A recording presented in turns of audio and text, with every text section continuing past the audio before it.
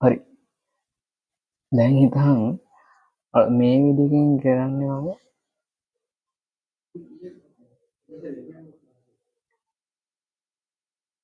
මේ විදිහකින් කරන්නේ මම වීඩියෝ එකට අපි දැන් වීඩියෝ එකට සවුන්ඩ් නැතුව දානවා. ඒකට ඔටෝ ඩබ් කියලා ෆීචර් එකක් අලුතෙන් ඇවිල්ලා තියෙනවා YouTube එකේ. ඉතින් මේක දාගන්න මම. ඉතින් YouTube ස්ටුඩියෝ එකට ලොග් වුණාන් පස්සේ ස්ටුඩියෝ එකට ලොග් වෙන්න දන්නේ නැත්නම් අර ගන්න තියෙන්නේ YouTube එකට ගියා. සර්ච් කරලා බලන්න YouTube එකට ගියා. ගියන් පස්සේ මෙතන තියෙනවා ක්‍රියේට් වීඩියෝ හරි ඔයගොල්ලෝ ගියන් පස්සේ මෙතන තියෙනවා YouTube ස්ටුඩියෝ කියලා. ඒක ගියන් පස්සේ ස්විච් කරන්න පුළුවන් මේ page එක. නැත්නම් මෙතන ක්‍රියේට් වීඩියෝ ගියන් පස්සේ ඔටෝමැටිකලි මෙතෙන්ට එනවා. ආවන් පස්සේ ආව තියෙනවා මෙතෙන්ට ආවන් පස්සේ තියෙනවා සෙටින් කියලා එකක්. උඩ ඉඳලා එනවා පස්සේ පල්ලෙට ආවන් පස්සේ මෙතන සෙටින් කියනවා. සෙටින් කියන එකට යනවා. ගියන් පස්සේ මෙතන තියෙනවා channel කියලා එකක්. channel කියලා ගියන් පස්සේ මෙතන තියෙනවා advanced setting කියලා එකක්.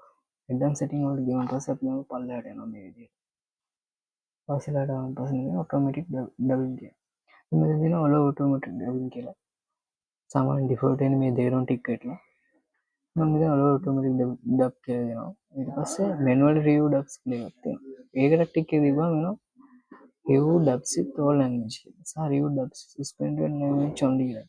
කියන්නේ පල්ලෙහාක දුන්නොත් අලුතෙන් එන language වලට experiment කරන්න විතරක් මේක use කරන්න පුළුවන්. නැත්නම් උඩ එක දුන්නාන් පස්සේ තියෙන all languages අවසර දෙනවා කියලා කියනවා dub කරන්න. dub එකක් හැදෙන්න. ඉතින් මම මේකදී ටික් එක මේක අයින් කරලා උඩ එක විතරක් දෙනවා මට. කියලා දෙන්න. ඊට පස්සේ මේ විදිහට save කරන්න දෙයි. ඉතින් මම මේක කලින් හදාගත්ත නිසා මම මෙතන දෙන්නේ නැහැ. එන්න ඔය විදිහට තමයි කරන්නේ. ඊට පස්සේ save කරනවා. ඔයාලා පෙන්නන්න ඕන හින්දා මම මේක මේ විදිහට save කරනවා. හරි. ඔය විදිහට තමයි වැටෙන්නේ. ඊට පස්සේ auto dub කියන එක වැටේ. ඔය තමයි බලා ගන්න පුළුවන්.